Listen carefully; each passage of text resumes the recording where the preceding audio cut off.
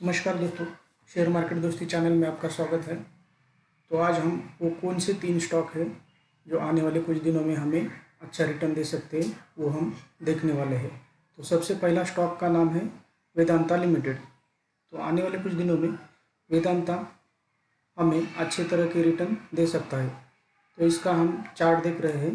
Chart पे हमें यहाँ पे ब्रेकआउट आता हुआ नज़र आ रहा है। तो आने वाले कुछ दिनों में यानी कि अगले हफ्ते या उससे अगले हफ्ते हमें ज़्यादा से ज़्यादा वेदांता की ओर से अच्छे रिटर्न मिलने की आशंका है।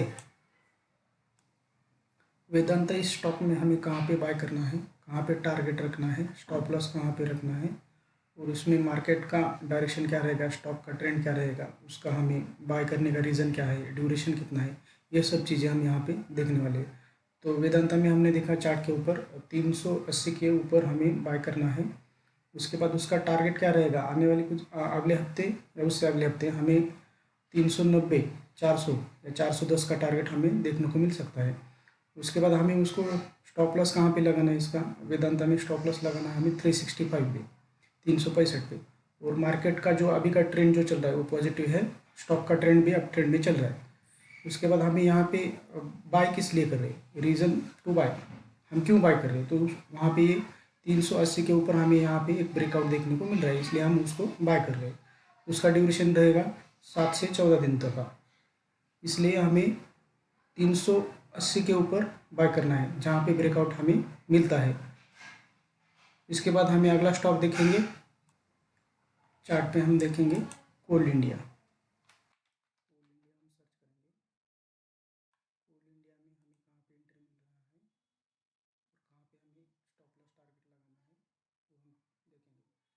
यहाँ पे दिखाई दे रहा है 170 के ऊपर हमें यहाँ पे ब्रेकआउट आते हुए दिखाई दे रहा है। तो हमें बाय करना है 170 के ऊपर। उसके बाद हमें स्टॉप लॉस कहाँ लगाना है, टारगेट क्या रखना है, ये चीज़ें हम डायरेक्ट पीपीटी में देखेंगे। कोल इंडिया में हमें बाय करना है 170 के ऊपर, टारगेट रखना है उसका 185, 190 और 195। तो ये आने वाले कुछ दिनों में हमें ये टारगेट अचीव होते हुए नज़र आएंगे। उसके बाद हमें यहाँ पे स्टॉप लॉस कहाँ कहाँ रखना है, इसका 160 के नज़दीक हमें यहाँ इसका स्टॉप लॉस रखने का है। उसके बाद मार्केट ट्रेंड क्या रहेगा, ये मार्केट ट्रेंड अभी तो पॉजिटिव है। उसके बाद स्टॉक का ट्रेंड भी अप ट्रेंड में है और उसका रीज़न बाय करने का रीज़न ये है कि यहाँ पे भी ब्रेकआउट का पॉइंट हमें मिल रहा है। तो इसीलिए हमें यहाँ पे 170 के ऊपर हमें बाय करना है और आने वाले कुछ दिनों में हमें अच्छा सा रिटर्न ये स्टॉक कमा के दे सकता है। अगले स्टॉक का नाम है अपोलो हॉस्पिटल। चार्ट पे देखते हैं हम अपोलो हॉस्पिटल। यहाँ पे कहाँ पे एंट्री बन रही है वो हम देखेंगे चार्ट के ऊपर।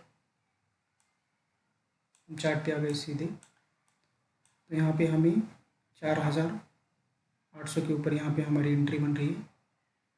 4800 के ऊपर सॉरी एंट्री ले लेंगे। उसके बाद हमें स्टॉप लॉस कहाँ पे रखने का है वो हम पीपीटी में देखेंगे, टारगेट क्या रखना है वो पीपीटी में देखेंगे। तो सीधा पीपीटी में चलते हैं। अपोलो हॉस्पिटल में हमें यहाँ पे बाय करने का रीज़न है कि ये नियर ब्रेकआउट है, वहाँ पे भी ब्रेकआउट आ रहा है, तो उसे हमें बाय करना है 4800 के ऊपर। उसका टारगेट, पहला टारगेट रहेगा 5000 रुपये का। उसके बाद रहेगा सेकंड टारगेट जो रहेगा 5100 का। उसके बाद उसका स्टॉप लॉस जो रहेगा वो 4700 रुपये का। मार्केट का ट्रेंड जो है अभी भी पॉजिटिव चल रहा है। उसके बाद स्टॉक का भी जो ट्रेंड है वो पॉजिटिव चल रहा है। रीज़न बाय करने का ये है कि नियर ब्रेकआउट वो हमें मिल रहा है। तो उसका भी ड्यूरेशन जो रहेगा वो कम से कम 7 दिन से ज़्यादा 14 दिन तक का रहेगा। दोस्तों, अगर ये वीडियो आपको अच्छा लगा तो लाइक कीजिए, शेयर कीजिए और सब्सक्राइब कीजिए। और आपको शेयर मार्केट सीखना रहेगा तो हमारा यहाँ पे टेलीग्राम चैनल हमने बनाया है। यहाँ पे हम स्विंग ट्रेडिंग के कॉल भी देते हैं और ऑप्शन के भी कॉल देते हैं। अगर आपको स्विंग ट्रेडिंग या ऑप्शन ट्रेडिंग सीखना है तो आप हमें कांटेक्ट कर सकते हैं। Thank you.